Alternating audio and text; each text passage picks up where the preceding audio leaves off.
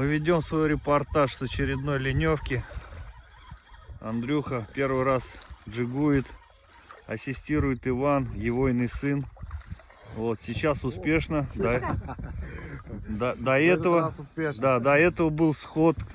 Но виноват был папа, да, до этого? Ну, естественно, конечно. Да. Вот такой вот огромный судак. Иван, сколько ты думаешь килограмм? 5-6? 17 где-то, наверное. 17, да? Ну, ясно. Плетенка выдерживает 20, поэтому Да. он 17. Пожарите ребенку в школу, бутерброд с ним сделайте. Естественно. Бутерброд.